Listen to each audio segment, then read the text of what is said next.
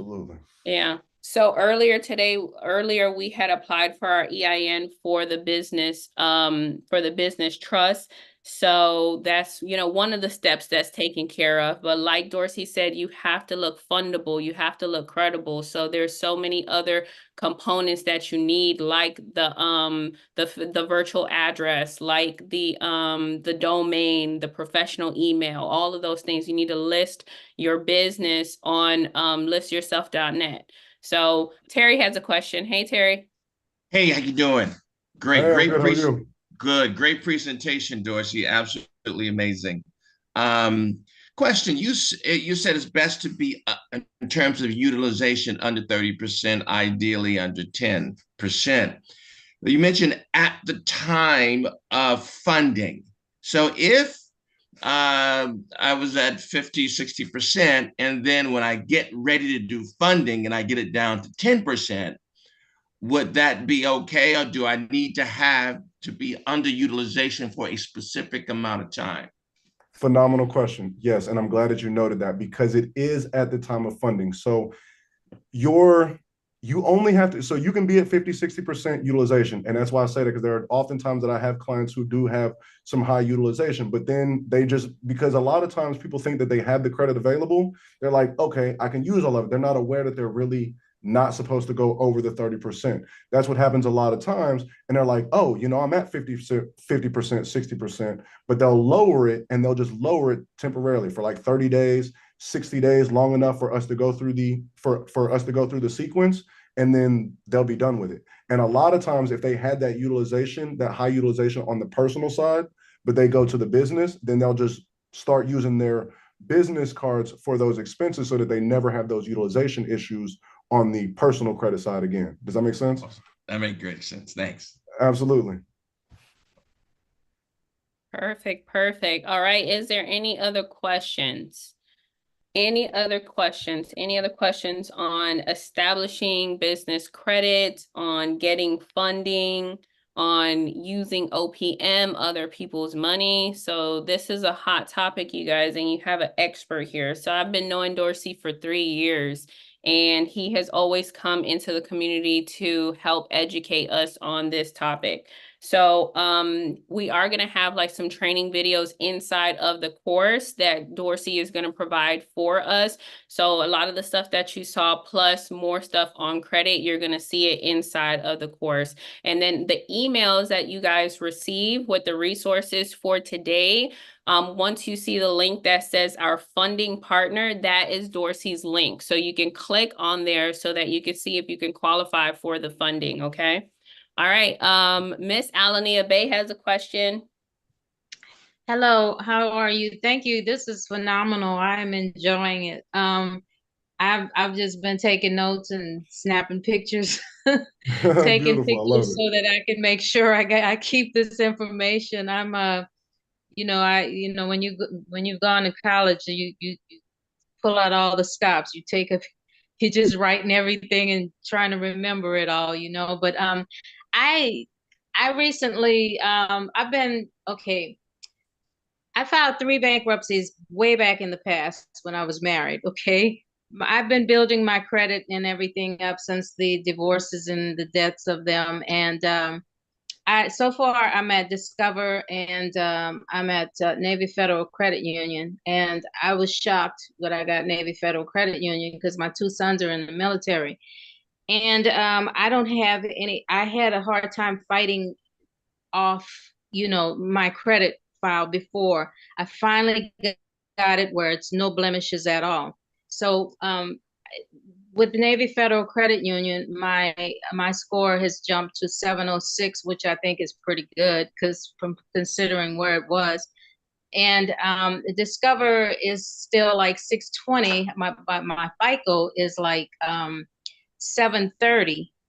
My FICO score is like 730, and my utilization is 50% on, I think it's Navy Federal. They gave me an $11,000 uh, personal loan. So it's like every time the utilization goes up and I'm trying to pay off something or get something, I'm like, I'm scared to use the card. You kind of get afraid to use it.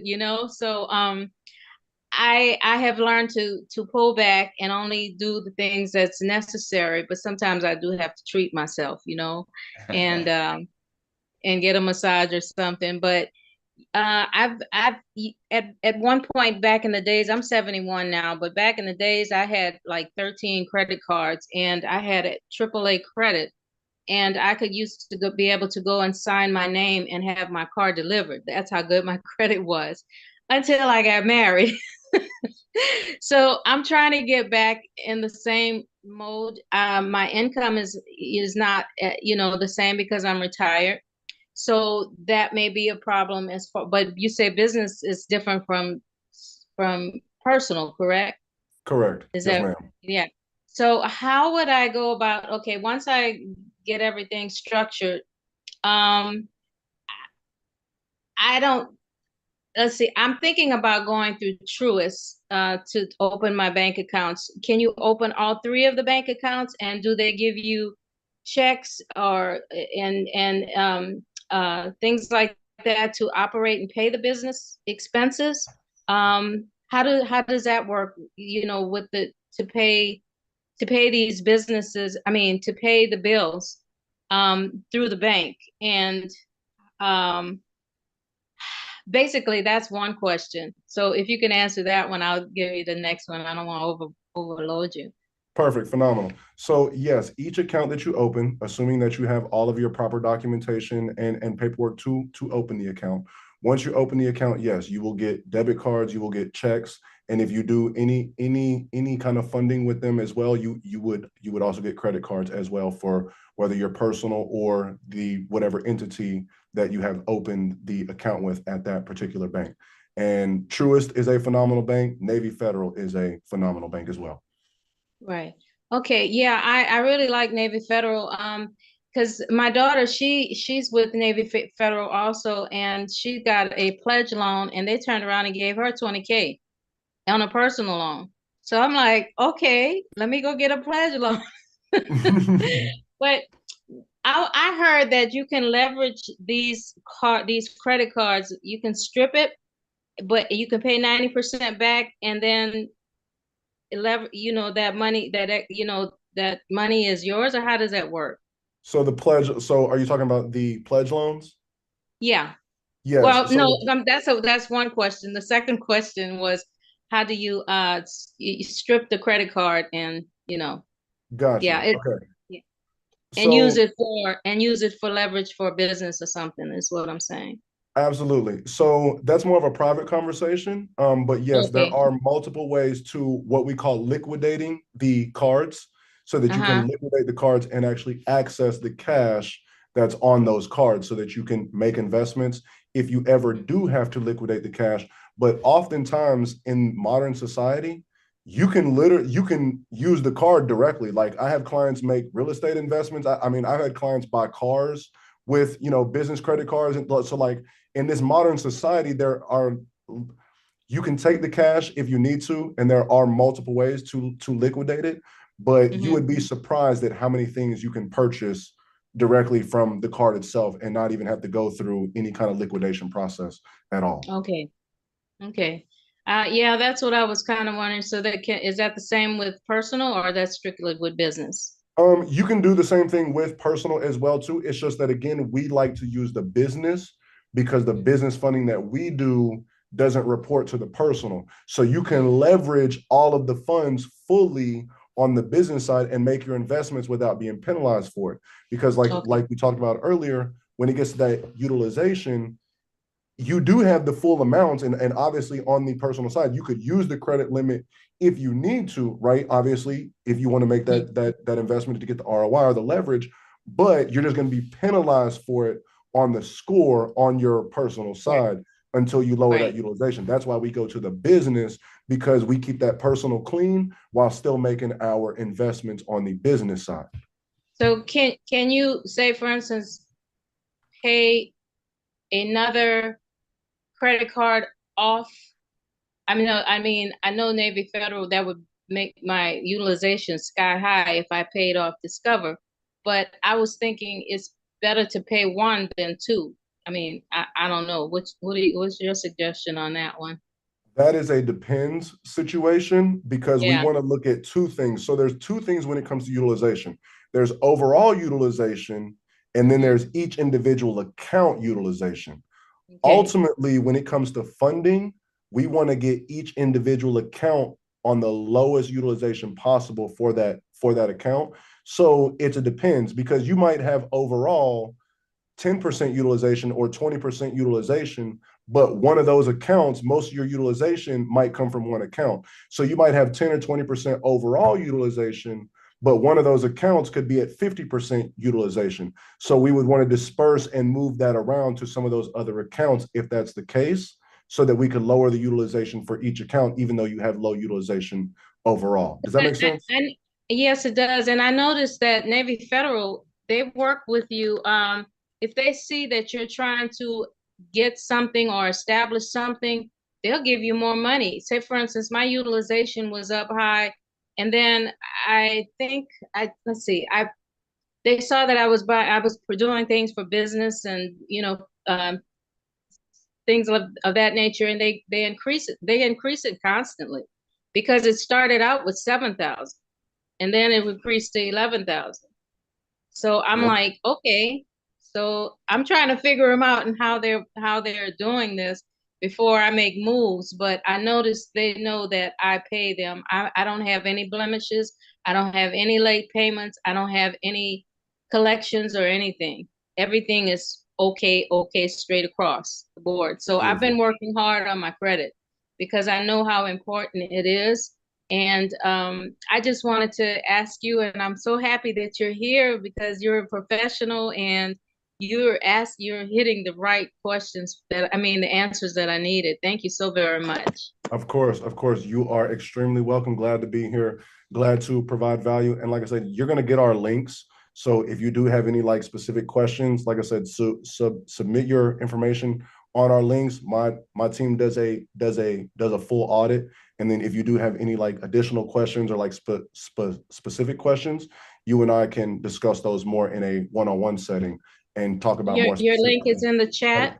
I'll put her link in the chat, Okay. and then she'll also have it going out as well too Okay. later. Let me put this in there Okay. for her. Thank you. It's in the email. So the email that you received, it's in the email. And then I if didn't you get an email. I didn't get an okay, email. okay, Flo so text me. I don't get email. I don't know why I don't get the emails anymore. Because I oh can't. no, If I don't get the emails, I can't look at it on the big computer. I have to look at it on the phone. yeah, Let's put it no, in the not chat. everybody gets the email. Everyone gets the text, but not everyone gets the email. So Okay. I'm gonna have Aya forward the email to you, and then the link is there. But Dorsey, he just put it in the chat. So you Okay. can Thank you. yeah. Yes, ma'am. Okay, so Thank you. yeah, Thank you guys. you're You're so very welcome. welcome. All right, next we have Terry. Hey, two quick questions, Dorsey. The credit is to play.com. Is that the FICO score that it shows? So that is a Vantage score. That's not the FICO, but for us, typically, so we do pull FICO scores whenever we're doing the funding. Primarily, depending on how much you know about FICO, primarily what they're pulling is the FICO 8 bank card score. But just for simplicity purposes, it's easier to underwrite the Vantage score just so that it doesn't confuse most people whenever we're kind of educating them through the process. So the credit is a play is a Vantage score, but it still gives you detailed information for all three credit reporting agencies, which is ultimately what we're looking for is the structure of it, not necessarily the score. Gotcha. And then also too, is it possible or is it a good idea to try to pay my mortgage with my credit card? Can I do that? Should I do that? I don't personally suggest that. It depends. If it's a personal mortgage or if it's a business, because I work with a lot of real estate investors, and they'll leverage. So kind of like what I was having the previous conversation, kind of like liquidating the cards. I work with a lot of real estate investors who are used to working with like hard money lenders, and instead they'll come through us. They'll get these high limit business cards at like 0%, liquidate those cards, and then they'll be making those investments or making those flips with the business credit, which is technically from a business credit card, So that's why I say it's a depends situation. But I Mhm. would only recommend that for the business, doing that for business purposes and not the personal side. Now, really quick, while we're on here, I know we're talking about business funding, but there is a personal credit card and it's called BILT, BILT.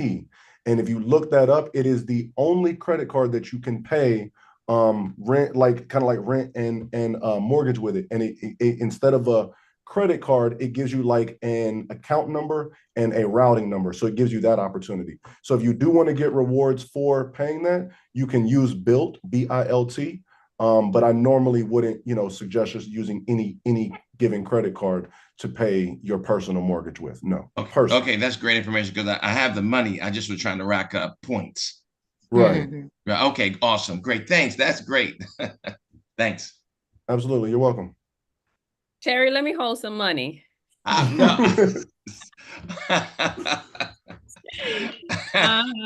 I sent it. All What's the info? I'll send it over. This is a group, right? It's a Yeah, funding exactly. group. Group economics. Group Yes, economics. exactly. I love it. All right, next we have Ron. Hey, Ron, how are you? Good, I'm good. Hey, hello, everyone. I just have a couple questions, and maybe you can give me a little clarity of what I should do next. But I've been actually going through a particular company called Elite Credit Services, and they similar concept, using the AI platform to send your own disputes. I'm on my fourth round right now, and I'm still in the process of trying to, get my personal credit better. But my question to you is, if I switch over to you guys, I can do that today.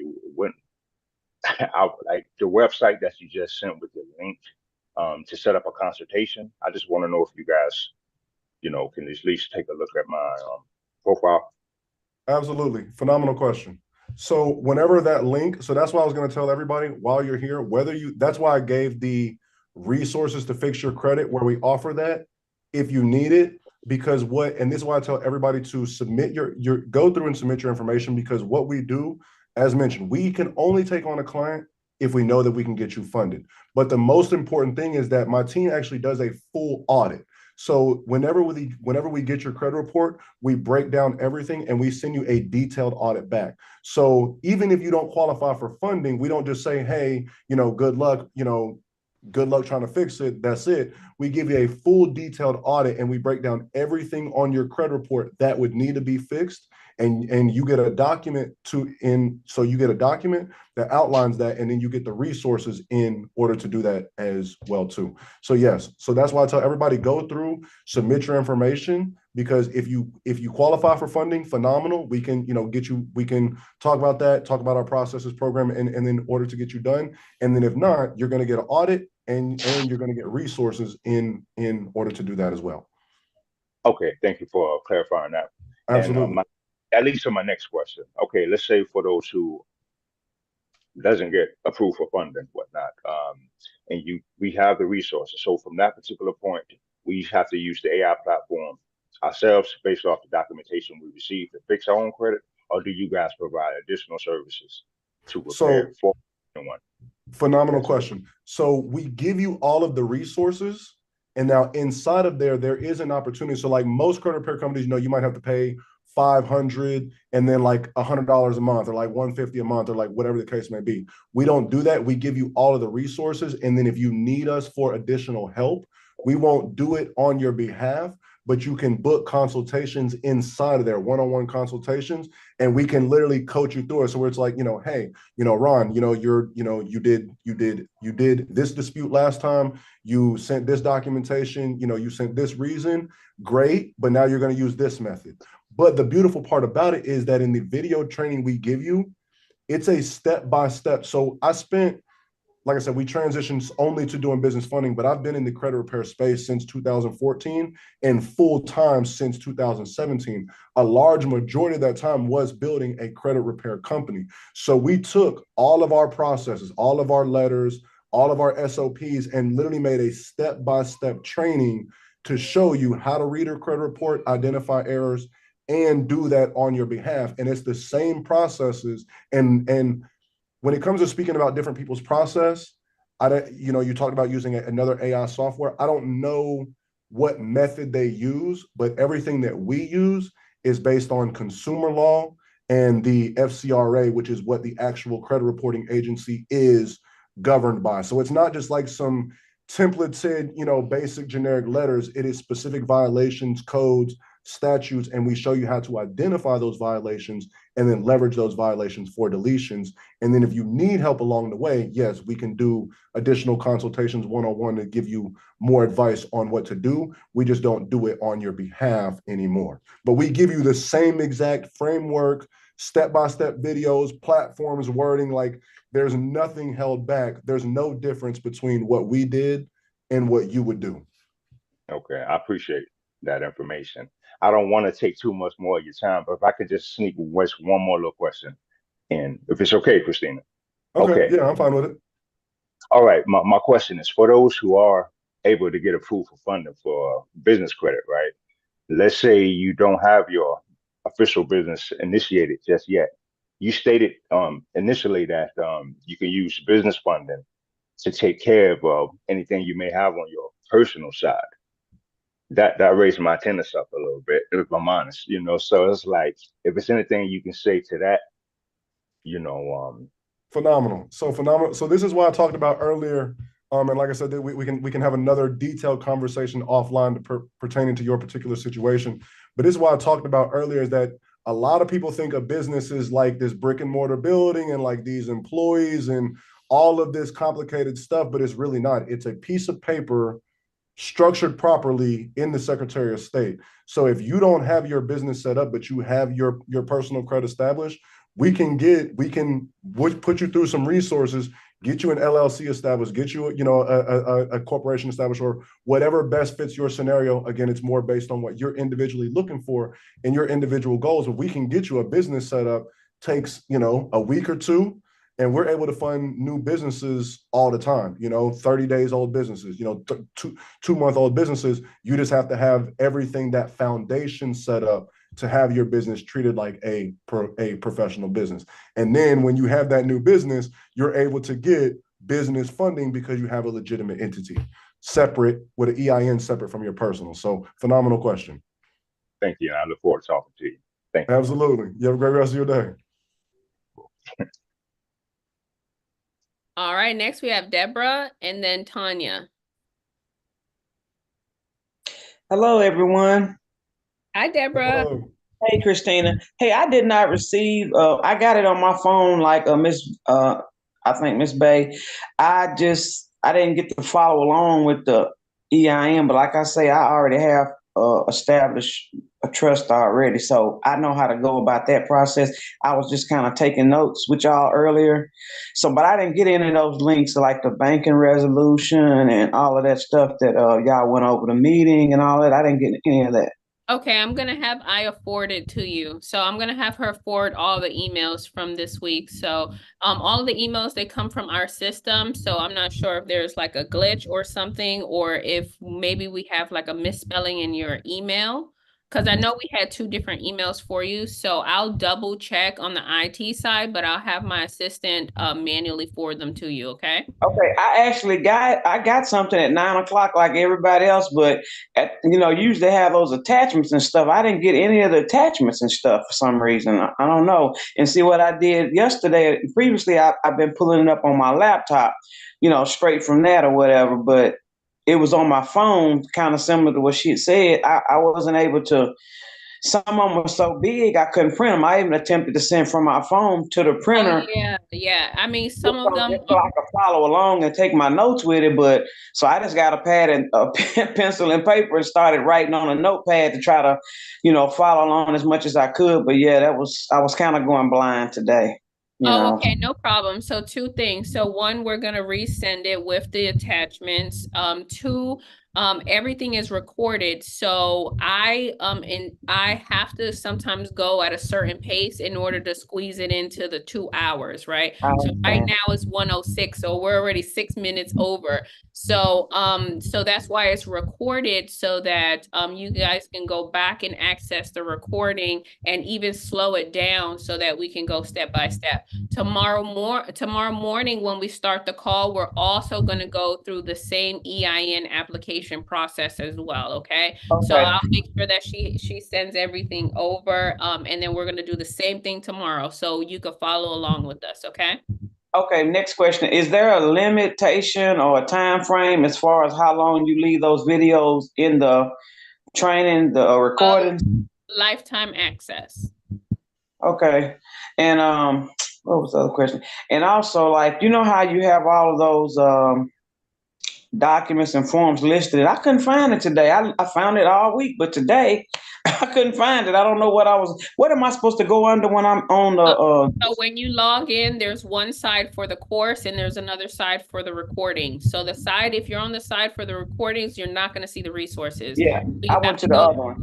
yeah, so you have to go to the side with the course. You scroll all the way down to the bottom to where it says resources. You click on there and then you'll see all the documents. Okay, that's what I was doing wrong. 'Cause I kept clicking on the top part where it say wealthy trustee program instructions, I think, or something like that, Oh or yeah, no. Yeah, and no. it wasn't taking me. It kept taking me to the other, about the grantor and the trust and all of Right. that.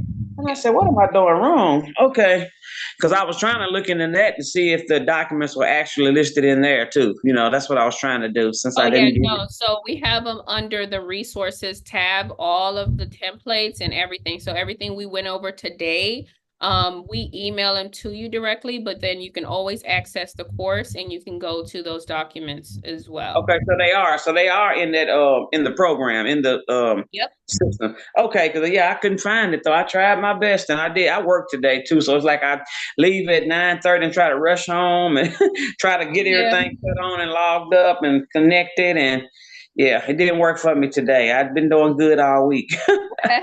Yeah, okay. Don't worry. I'll have Aya resend everything, okay? Okay, thank you All so right. much. And Thank you, thank you, Ms. Mr. Pepper. Dorothy. I've enjoyed the information. You are very welcome. Thank you. All right. All right. Yeah, We got he's two out, more questions. he's outstanding. Yes. Just like you. Thank you so much. All right, so we have Tanya and then we have Seven and then we are going to wrap it up for today, you guys. So yes, Miss Tanya, how are you? Good, how are you? I'm gonna try to make Well, it quick. You kind of answered my question, but I want to describe my situation. I had a trucking business that didn't work out, and the truck, I didn't get it paid off. So it went on my personal credit report, even though the paperwork has the trucking business name on it, and it does have my signature on it, but it was a business expense and it ended up on my personal credit report. I'm working with a credit repair person right now to try to get it off my credit report, and I've been doing this for like 4 months. I'm starting to lose faith that that I will be in a position to get this truck off my credit report. But my question is, in the past, has it been your experience that it's possible for this to happen? Or I don't know. Phenomenal question. Phenomenal question. Phenomenal question and valid concern. So let me explain a couple things what happened just so that you understood. So what happened is if your signature is on it, so you got it financed under the business and it's in the business name, perfect. But you PG'd, which means you personal guarantored if it defaults. So it wouldn't report to your personal as long as it's in good standing, but since it defaulted, now it's reported on your credit report as a charge off, right? So that's the first thing I want to explain. That's a pretty normal process. Now, step 2 to that is you mentioned you've been in the credit repair process for 4 months. Now, charge offs they're not impossible to remove, but they are a little bit more tedious and take a little bit more time frame, right? Just because I don't know what credit repair company you're using and I don't know their processes, but based on our process using consumer law and requesting certain documentation like 1099-Cs, gap paperwork, and like so many other things that you go through the charge off process. Typically, when someone comes through our credit repair program, or would come through our credit repair program, or what I tell people when they are preparing to go through a credit repair process, I tell them minimally wait 6 to 12 months. Be prepared to go through a 6 to 12 month process. I've seen clients, with me saying that, I've seen clients complete, the credit repair process in 3 months. But then it's also been certain clients that may have been dealing with that issue for, over a year, maybe a year and 3 months, a year and 6 months. It's important to note that there's always opportunities and violations to identify in order to remove the account. It's just that you have to be able to identify them properly and be able to leverage them over a period of time.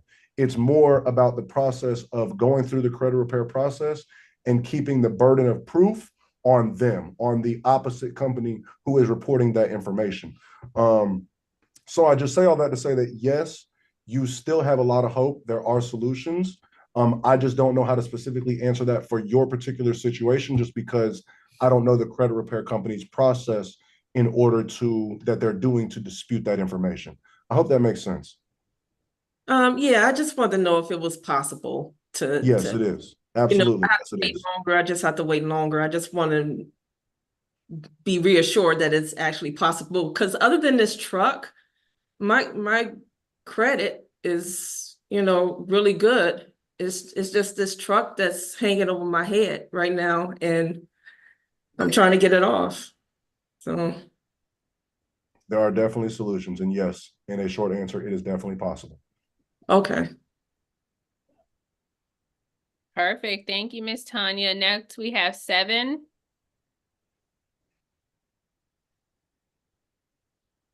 Hey, 7, we can't hear you. Okay, yeah, Okay. sorry. Hey, Mr. Dorsey, thanks for doing everything for us, telling us all this great information. I have a simple question. It may be dumb, but I just want to ask. The business trust. Do you get anybody that has a business trust that comes across to apply their credit or anything like that? Do you mean, so first of all, thank you for listening, and I'm glad to provide phenomenal value to you, and I hope you did find it phenomenally valuable. And there is no dumb question, right? There's never a dumb question. I always want to provide clarification, for you at whatever it is. Now, I do want to get clarification on your question. Are you asking if you can get funding or credit with the trust directly? Yeah, well, if the trust, okay, when the trust is set up, it's looking at an entity. When the entity is looked at as credit, are we looking at the business trust? Because we're setting up business trusts over here. So correct. Does that need to be structured as like sole proprietor, LLC, or anything like that? Anything that they like pertaining to that would apply us to getting the credit that we need?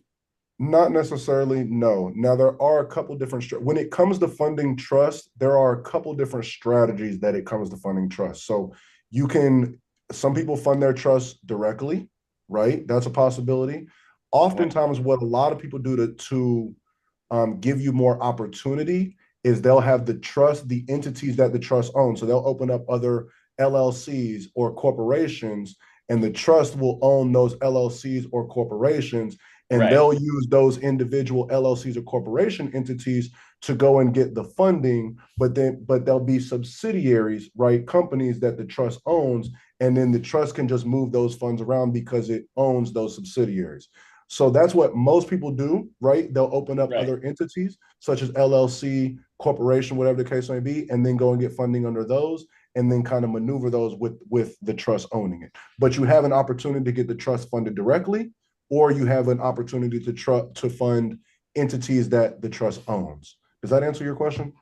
Yeah, because I wanted to keep it within the business trust, like the holding, and then maybe open a business trust as, like that. But because I don't really want an LLC and I don't really want a sole proprietor or anything like that. I wanted to know if it's available to apply as a business trust. Like my business is the business trust.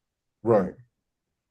Now, a lot And of times, because of what, now there are different types of trust. There's statutory trust, right? And there's non-statutory trust. right, It's when you're dealing with non-statutory trust, it's a little harder to get them funded. Not right, impossible, just a little bit more paperwork. It's a little easier to get a statutory trust funded and then maneuver it that way. But like I said, there's different strategies that based on what your situation is and what you prefer. It would just be based on what your individual goal is. I would recommend, at least for me to be able to answer it more specifically for you, submit your information on their link so that we can actually see the documentation paperwork, and you and I could have a more one-on-one conversation to see, what strategies you would be good with and what right, strategies that you just, don't want to do at all. right. Okay, cool. That'll work. I appreciate it. Thanks, man. Of course, you're welcome. Perfect. Next we have Michael. Hey, Michael. Let's see. Hey, Christina, how are you? Good. Your volume's a little low. Is it low? Okay, yeah.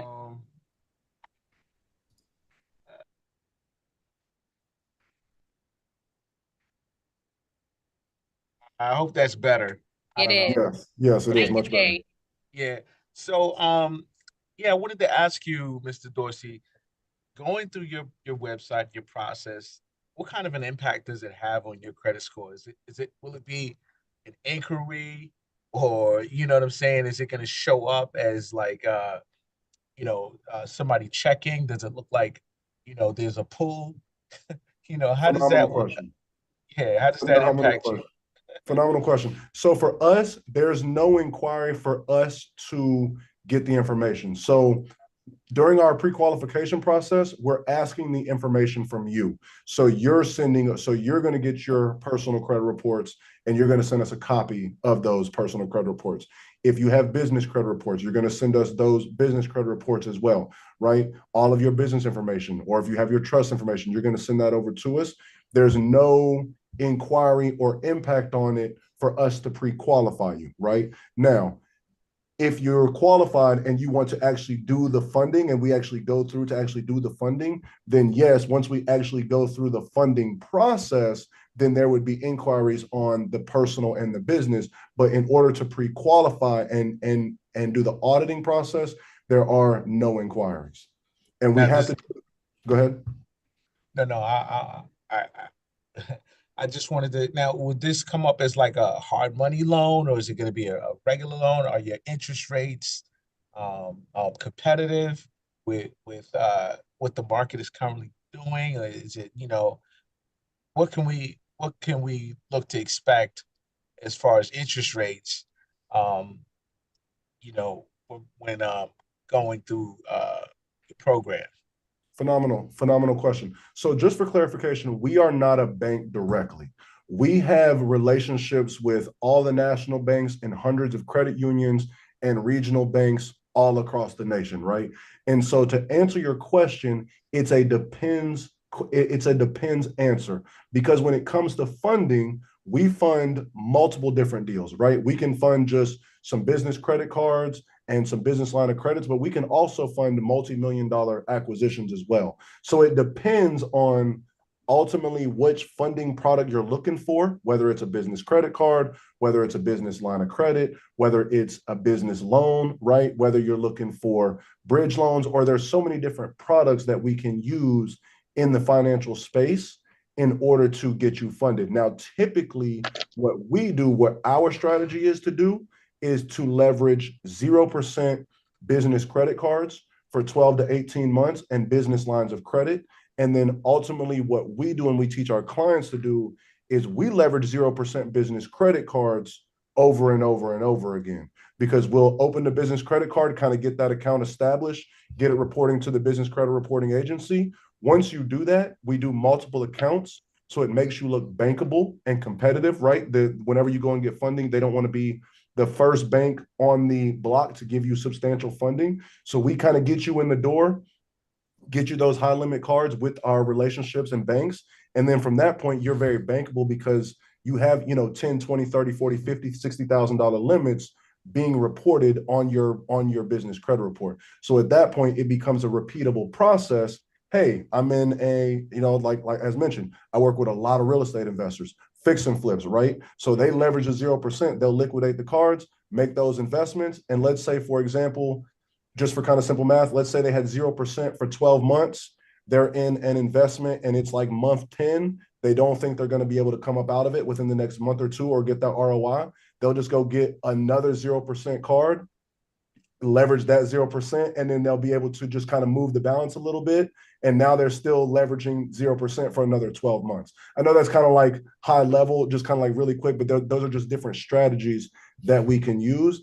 To answer your specific question, we would have to see your information and to see what kind of funding you're looking for, and then what kind of deals you're looking to get accomplished through that type of funding. And then we're able to fit a product or bank that matches that.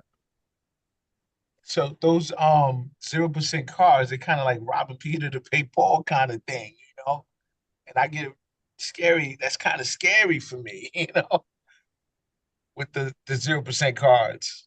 Right. Well, not all of our investors do that. I was just giving you an example of what some of our real estate investors do, because a lot of what I work with is real estate investors.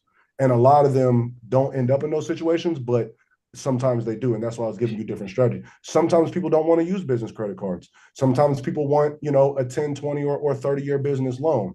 I'm personally not a huge fan of business loans, but for some client situation, it fits what they're trying to accomplish. Some clients don't want to use the business credit card. Sometimes they want to use a business line of credit. Sometimes they just want to use a bridge loan. It just depends on what the situation is and what you're ultimately trying to do. Copy that. Thank you for the information. Of course, it's just hard to give a blanket answer, because in this whole industry and in this whole process, everything is really an "it depends" answer. And that's why I said, makes sense. I agree. Yeah. And that's why I said it'd be easier, like if you submit your information, we see it, then we can see what you have, where you're at, and what you're trying to accomplish. And then we can kind of give you the best kind of strategy from there, and then talk about different strategies from what we use or different clients use from there. 100%, Mr. D. Thank you. Absolutely. You're welcome. All right. All right. Any other last questions? If not, we are going to wrap it up. So I just want to give a special thank you to Brian Dorsey for coming in today and for educating us on how we can get funding, we can get funding for our entity so that we could leverage OPM, you guys. That's what you need to do. That's what Dorsey is going to teach you guys. That's what I talk about all the time. Why? Because I do it. Right? So you need to leverage OPM so that you could build wealth. Don't think that the 1% is using their own hard-earned money. No, you have to use the bank's money. And so Dorsey has the relationships with the banks so that you can actually get access to funding for your entity, for your estate, right? So that you can actually build up your estate to the point that it can sustain itself, because now it's generating its own cash flow because you use OPM in order to acquire these assets, okay?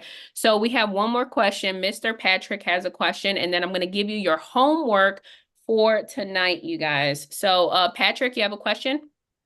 I sure do. I have two, and excuse me, I'm trying to multitask. I gotta run back to work before I get caught. All right. So anyway, so first and foremost, thank you, Christina. Thank you, Mr. Dorsey, for you guys' information and time, and it's so valuable.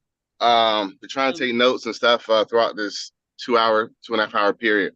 So two-part question. Number one, what are the top 3 banks that you all would recommend for opening up our trust accounts? I personally have like 6 or 7 different accounts for different banks, so I'm trying to figure out which one I need to narrow it down to. That's question number 1. Okay, so for me, I have my trust funds in Truist, right? So I have them in Truist. I also have an account with Ally, and I have a cash management account with Fidelity. I also recommend Navy Federal as well as oh, it slipped my mind already. Oh, TD Bank. TD So Bank. yeah, I don't recommend the bigger banks just because they ask you for all of your trust documents. And if you go to like Navy Fed or Truist, they don't ask you for that. They just have you fill out a certificate of trust, right? So those are the ones that I recommend, but some of those banks are not everywhere, right? Like Truist is not available everywhere, right? So that's why you need multiple, options. But it doesn't only have to be a bank. You can go to a credit union. You can also go to a brokerage, right? You can go to Fidelity. You can go to Charles Schwab. So also keep your options open with those financial institutions as well. Great, great. So you would not recommend Chase? No, I don't recommend Chase. Just because they ask Okay. you for your trust documents. So if you're okay with that, and I'm not telling you, I personally will tell you, keep your trust documents private and don't just hand them over to Chase. But we do have trustees in our community that have their trust fund open up with Chase. And they have Chase credit cards for their trust with Chase. So Okay. is it a thing? Can you do it? Yes, we have multiple trustees that have done it. They're with Wells Fargo, Bank of America, and Chase. Gotcha. Okay. Okay. Cool. All right. Cool. Thank you. I'm gonna hold on to my last question. I'm cool with that. For the sake of time and everything. And but thank you. I'm gonna go ahead and get on it. Are you sure? Are you sure we're good? Are you sure? I'm cool. I'm almost at my job. So okay, no problem. All right. Okay, thank you, Patrick. It's a bad look. Be on Zoom and driving and going. Yeah. Oh So, yeah, I know. You know what? Stay safe, okay? Right. All All right. Thank you, guys. Yes, you're welcome. You're welcome. Okay, guys. So, so this is the homework for tonight, right? So, like I said, a special thank you to Mr. Brian Dorsey. So, so two things. One is just like Patrick was saying, right? What bank are you going to choose for your trust fund? Where are you going to go open up your trust fund? So, in the beginning of this call, I went through the whole banking operation procedures, right? We had a board meeting where we spoke about all of those things. You being the authorized signer and getting login and debit cards and all these things, okay? So go ahead in the Facebook group and go ahead and post and let us know which banks you are going to use in order to open up your trust fund, right? If you're going to your local credit union or if you're going to, to a brokerage. So let us know where you're going to open up your trust fund accounts. So that's one. And then the second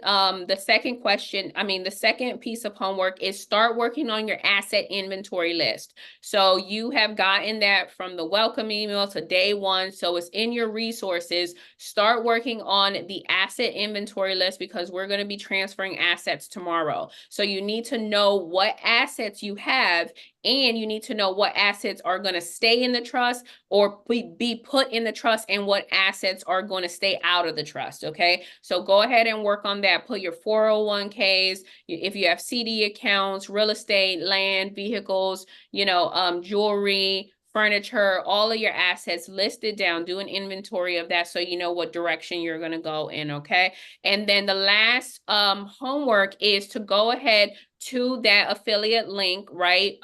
So that you can book a consultation with Mr. Dorsey and his team, okay? So that you can see where you are, right? If you qualify or if there's things that you need to do in order to get qualified, right? Because that is one thing about the Wealthy Trustee community. We want to put you in position to build wealth, okay? So one, you have the legal structure, right? Which is the trust. But then two, you need that other component, which is one, you building credit, you getting business funding in order for you to start acquiring those assets, okay? So all of those links are available in your email, and Dana is going to post the link. So she's going to post both of the links for you to check your credit and for you to see if you qualify for business funding. Okay. So those are your homeworks for this evening so that we can prepare for tomorrow. So tomorrow you're going to receive an email with the Zoom link and the resources that you're going to need. Tomorrow we are going to be transferring assets. So we're going to be doing quick claim deeds for our house, bill of sales for our vehicle. We're going to be doing business purchase agreements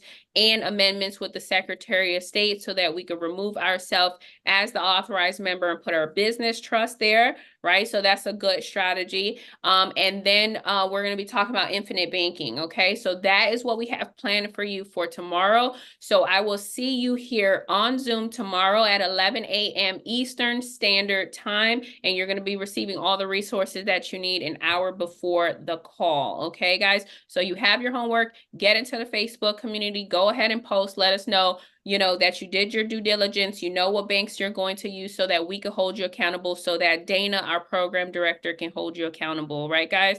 So you guys have a blessed and amazing day, and I will see you guys here tomorrow.